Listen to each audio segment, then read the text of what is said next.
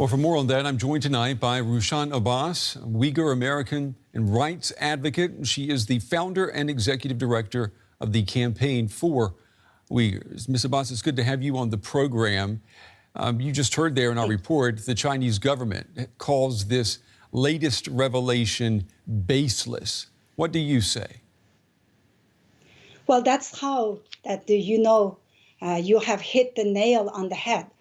China has been always speaks the opposite of the truth. Dr. Zhang's work is very important to provide factual information on the genocide based on the Chinese documents and the data itself. So it's not something that the Chinese government can easily deny. And you agree that what's being reported, that this is in fact demographic genocide? Yes, it is. What China is doing to Uyghurs is meeting the conditions laid out by the United Nations for genocide. No need to water it down. China is finding new and devious ways to carry this genocide. But it is genocide all the same. You mentioned the United Nations. This situation reminds me of what happened with the Rohingyas in Myanmar. And you had a committee, an investigative committee from the UN that said, indeed, genocide was being committed there. Why aren't we seeing a similar attempt or a similar interest by the UN concerning the Uyghur minority in China? Well, United Nations is being ineffective because it's China, the Chinese money, basically. The UN has been bought, and the leaders of the free world, and especially a organization like United Nations, has been silent. That frustrates us because United Nations should hold its principles, and especially frustration is United Nations even letting China have a seat on Human Rights Council panel. We are certainly hopeful that as more and more information about this genocide comes out, countries and the United Nations different entities will make the right decision individually to divest from China, and while they are running concentration camps.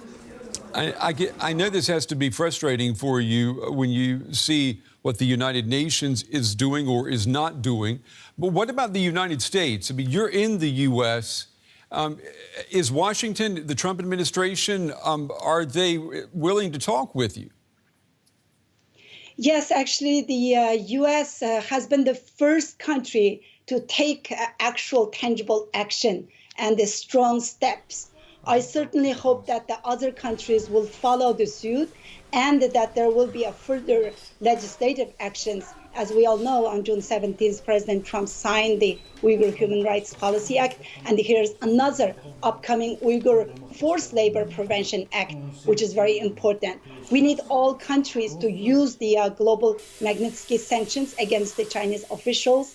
We need to have United Nations and the other democratic countries not allowing the International Olympic Committee to letting China host the Olympic Games while China is conducting a genocide against the Uyghurs. Ms. Abbas, I want to ask you, I know that there has been this attention given by the Trump administration to what's happening to the Uyghur minority in China, but with a U.S. presidential election coming up in November, and with U.S. President Trump being down in the ratings right now in the polls, he is going to be looking for ways to win voter support. Does the Uyghur minority, does that fit in to Trump's thinking right now? Well, there are a lot of speculations and the talks, but the bottom line is the President Trump signed and took actual a tangible step, as I mentioned earlier. China is running an intense campaign for disinformation and running concentration camps and conducting genocide. And I question the rest of the world. Where is the outrage from the Islamic countries? Where is the feminist activists while the Uyghur women are facing government-sponsored mass rape? Well, the why, the question is quite simple. It's China's money. Uyghurs are becoming a human collateral for the sake of China's economic aggression.